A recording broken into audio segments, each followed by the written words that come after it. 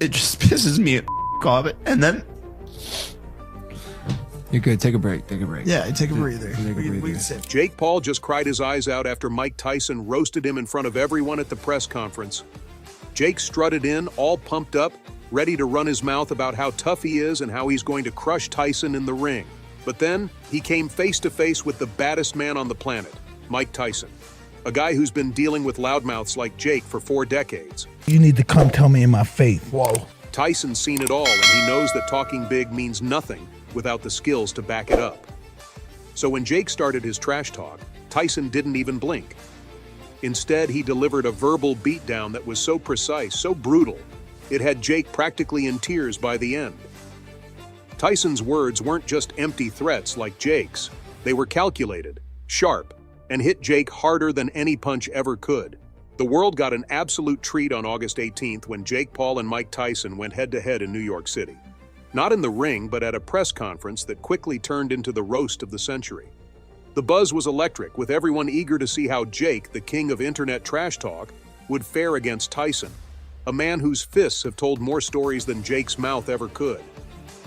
Jake strutted in like he owned the place, throwing out his usual mix of cocky arrogance and sharp insults, thinking he could rattle Tyson with some good old-fashioned smack talk. But let's be real here. This wasn't just any opponent he was facing. This was Mike Tyson, the guy who's been shutting down loudmouths for longer than Jake's been alive. Jake's attempt to flex was as cringeworthy as you'd expect. Joke. He's saying that it's going to be my funeral. He's saying it's going to be my wake. He's going to kill Jake Paul, all of these things. And he declared, trying to convince everyone, and probably himself, that he was about to end Tyson's career. But then, he topped it all off with the biggest joke of the day. I love Mike, I respect him, but we're not friends anymore. Until November 15th, I'm knocking this out. Knocking out Mike Tyson? Seriously? The same Mike Tyson who once turned Michael Spinks into a human speed bump in 91 seconds? The same guy who turned Marvis Frazier's lights out in 60 seconds flat? The sheer audacity of Jake's claim was so ridiculous it was almost painful to watch. Here was a man whose boxing career is more about Instagram followers than actual fights, standing in front of a living legend and acting like he was about to make history. The only history Jake's making is how fast he can eat his own words. And then the host, probably trying to stir the pot a little more, asked Tyson how it felt to be up against a young killer. The room held its breath, waiting for Tyson's response. But Tyson, being the master of understatement, delivered a knockout with just one sentence. Is he really a young killer? In the end, Jake's words did nothing but dig his own grave. Tyson didn't need to shout, didn't need to get angry. He just let Jake's words hang there, knowing they would crumble under the weight of reality. While Jake was busy dreaming about knockouts, Tyson quietly reminded everyone why he's one of the most feared fighters in history. The press conference wasn't just a face-off, it was a reality check for Jake Paul. A reminder that no amount of trash talk can change the fact that he's stepping into the ring with a man who's as dangerous now as he was at his peak. What Jake failed to understand is that boxing isn't about who can shout the loudest or who can come up with the best insults. It's about who can back it up in the ring. While Jake was busy rehearsing his trash talk, Tyson was mentally preparing for a fight, drawing on decades of experience that Jake couldn't even begin to comprehend. But Jake Paul just couldn't help himself. He went after the one thing he thought might actually give him an edge: Tyson's age. Relic of the past, Jake sneered, as if the number of birthdays Tyson celebrated could somehow outweigh the countless knockouts he's delivered. But here's where Jake missed the mark entirely. Tyson's age isn't a weakness, it's a badge of honor.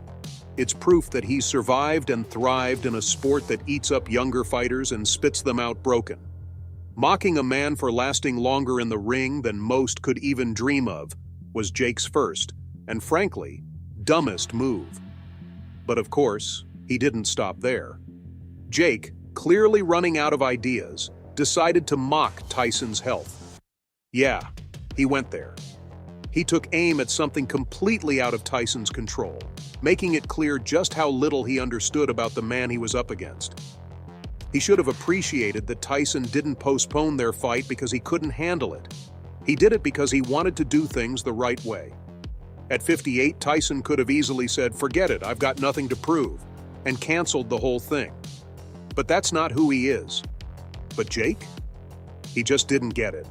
Instead of showing an ounce of respect, he ridiculed Tyson for the decision. Yeah, you had to go on your little menopause break and postpone the fight. Jake taunted, sounding more like a playground bully than a professional athlete. So yeah, what about that, dog? I was ready before. You needed a little break. Your tummy hurt? Your tummy hurt still? The crowd didn't know whether to laugh or cringe. Here was a guy mocking a legend's health, not realizing that Tyson's postponement was an act of responsibility, not weakness. It was a low blow, even for Jake. Tyson's been all about the sport, the legacy, the fans. But Jake's only concerned about one thing: money. I didn't bring him to do I'm here to make $40 million and knock out a legend. I don't give a about anything else. And there it was, the stark contrast between the two fighters. And that's where Jake's arrogance really came back to bite him. By focusing solely on the money and the fame, he completely underestimated Tyson's sharp wit and no-nonsense approach. Tyson's point at this point was clear. He's faced real killers in the ring, fighters who earned their place through blood, sweat, and tears. Jake? Jake thought he could humiliate Tyson, a man who survived more than Jake could ever imagine. But all he did was make himself look foolish. His attempts to roast Tyson fell flat, not because they weren't clever, but because they showed just how little he understood about who Tyson really is. While Jake was busy mocking Tyson's age, health, and past, Tyson was quietly waiting, knowing that when the time came, his fists would do all the talking that needed to be done. After the press conference, things took a real twist when Logan Paul, Jake's own brother, grabbed the mic and asked Tyson a question that had everyone in the room on edge. He wanted to know why Tyson was throwing around words like beautiful, peaceful, and terrified when talking about Jake. This is Mike Tyson we're talking about, the guy who's more beast than man in the ring. And here he was sounding almost gentle? Logan's confusion was understandable, but Tyson's response was anything but soft. With a calmness that only comes from someone who's truly stared down their own demons, Tyson didn't jump into the bravado that Jake had been slinging all night. Instead, he gave everyone in the room a glimpse into the mind of a man who's been to hell and back. "That's gonna happen," Tyson started, almost as if he was acknowledging that the beast inside him wasn't gone, just sleeping. But then, he dropped a bomb that left everyone silent. But this is what I learned from prior experience. When that tough guy Mike Tyson comes out, when it's not necessary to come out, I'm always in handcuffs. So I'm very careful when that guy comes out. And there it was, Tyson, the man who once bit off a piece of Evander Holyfield's ear in a fit of rage, was talking about the very monster inside him that he spent years trying to control.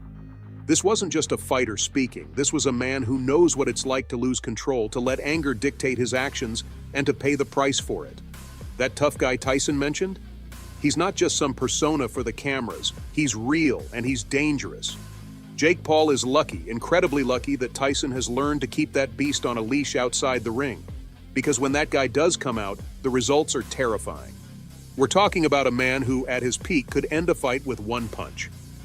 Opponents didn't just fear losing. They feared leaving the ring in a stretcher. Or worse. But here's where Tyson really hit everyone with the truth. He looked straight into the camera, and you could feel the weight of his words. I wish I could stop that guy. I wish I could stop that guy. I wish that guy died. This wasn't some dramatic line, because this was Tyson, raw and real, admitting that the toughest opponent he's ever faced is himself. The beast inside Tyson isn't something he's proud of. It's something he wishes would just disappear. For a man as fearsome as Tyson to wish that part of him would die, that says everything you need to know about the kind of internal struggle he's been through. And just when you thought Tyson couldn't get more real, he turned his attention back to Jake with a statement that cut through all the noise. But Jake, with all his youthful arrogance, hasn't faced those consequences yet. He's playing a game that Tyson mastered years ago, and he doesn't even know the rules. That's where the real danger lies for Jake. He thinks that by running his mouth, by hurling insults and making big claims, he can get under Tyson's skin. Maybe even win the mental battle before they step into the ring. But Tyson isn't playing that game. He's not going to get dragged into a war of words, because he knows at the end of the day, it's not the words that matter.